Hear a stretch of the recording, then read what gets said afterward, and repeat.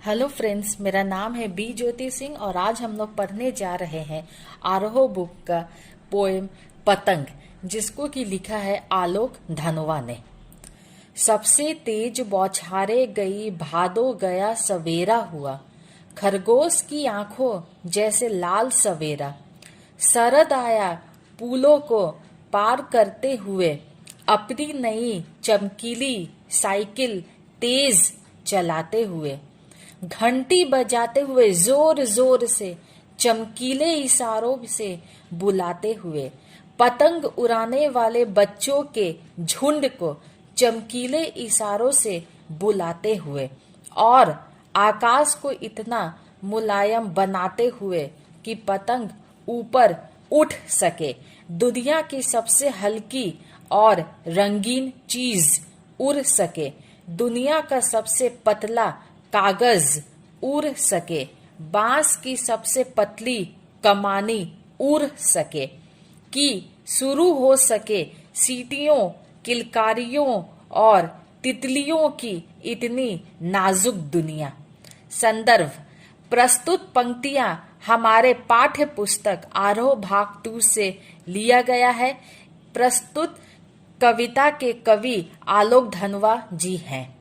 प्रसंग: प्रस्तुत काव्यतरण में कवि वर्षा के बाद की शरतकालीन प्रकृति का वर्णन किए हैं।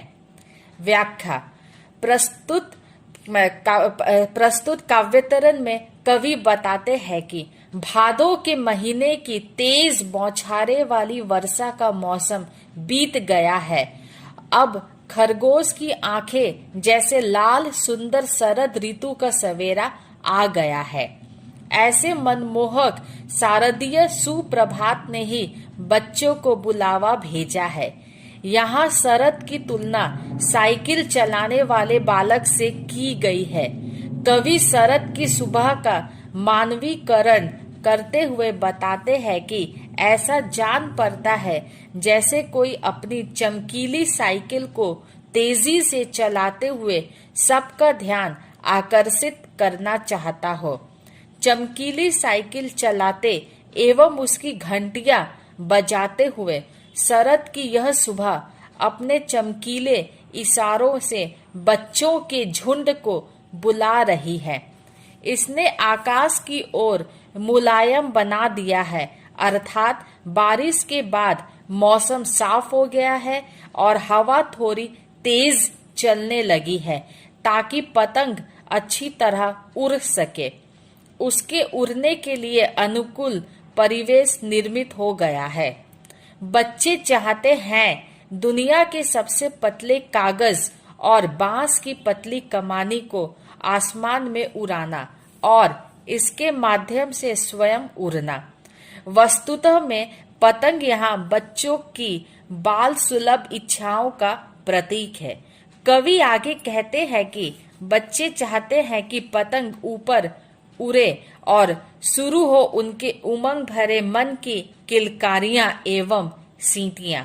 इसके साथ ही कवि तितलियों की नाजुक दुनिया की शुरुआत की बात भी करते हैं। वास्तव में ये सभी बच्चों के कोमल मन और उनके उमंग भरी इच्छाओं के प्रतिनिधि बिंब है। नेक्स्ट पैराग्राफ: जन्म से ही वे अपने साथ लाते हैं कपास, पृथ्वी घूमती हुई आती है उनके बेचैन पैरों के पास।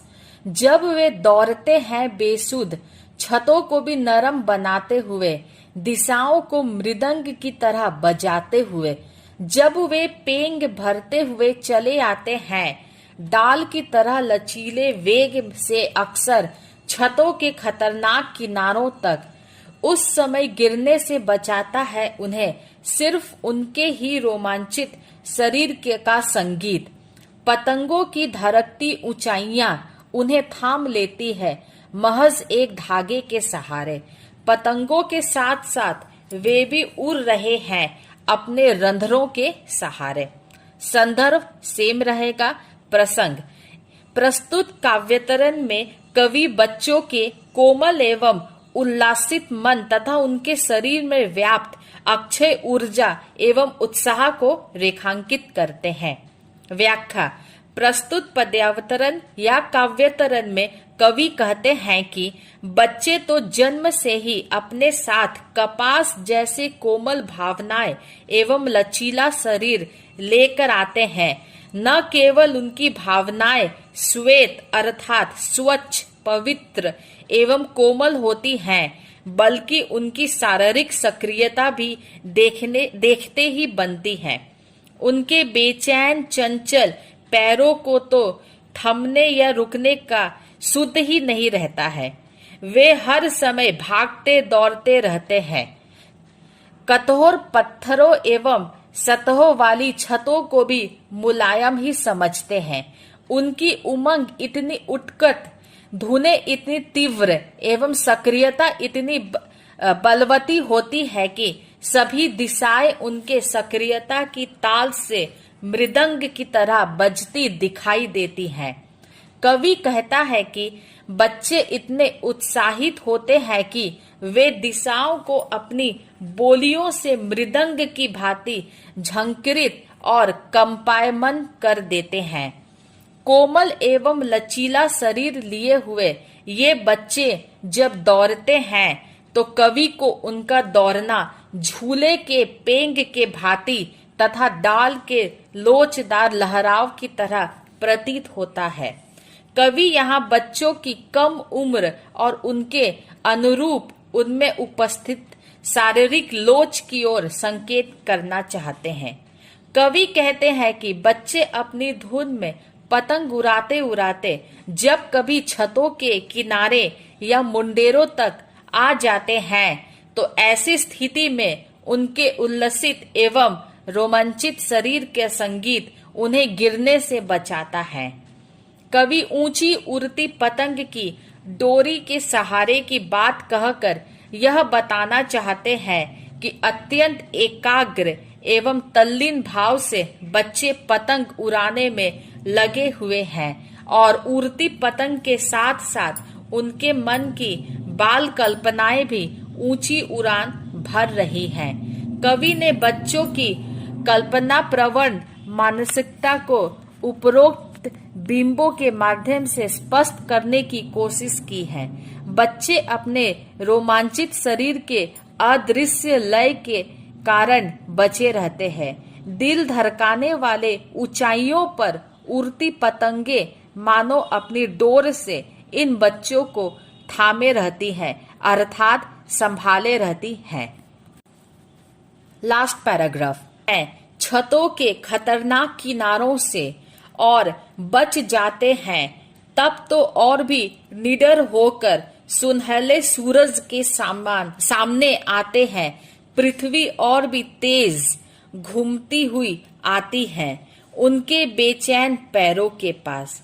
संदर्भ सेम रहेगा। प्रसंग प्रस्तुत काव्यावतरण या पद्यावतरण में कवि कहते हैं कि बच्चों की साहसिक, अदम्य एवं महत्वाकांक्षी मनोवृत्तियां को रेखांकित कर रहे हैं। व्याख्या। प्रस्तुत काव्यावतरण में कवि कहते हैं कि पतंग उड़ाते समय बच्चे द्वारा अभिव्यक्त किए जाने वाले उत्साह का उल्लेख करते हुए कहते हैं कि बच्चे ऊंची पतंगों को अत्यंत एकाग्र एवं तल्लीनता के साथ देख रहे हैं और उन्हें उड़ता देख उनके मन की बाल कल्पनाएं भी ऊंची उड़ान भर रही हैं। कवि कहते हैं कि यदि पतंग उड़ाते हुए ये बच्चे छतों के खतरनाक किनारों से गिरते हैं और गिरने के बाद बच जाते हैं तो उनकी निर्भीकता और अधिक बढ़ जाती है। वे और भी अधिक निडर होकर प्रकाश वाले सूर्य के सम्मुख आते हैं तथा उनके अनवरत चपल गति का अनुसरण करती पृथ्वी और भी तेजी से उनके पास चली आती है।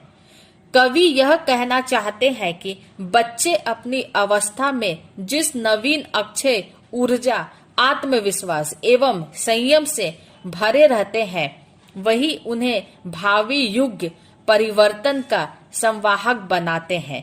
वास्तव में वे इस धरती पर नई चेतना के प्रस्तुतकर्ता बनकर जन्मते और बढ़ते हैं, वे ही आगे चलकर सामाजिक अभ्युदय का करण धाराओं की भूमिका का निर्वाह करते हैं। Thank you. Do like, share and subscribe. Thank you.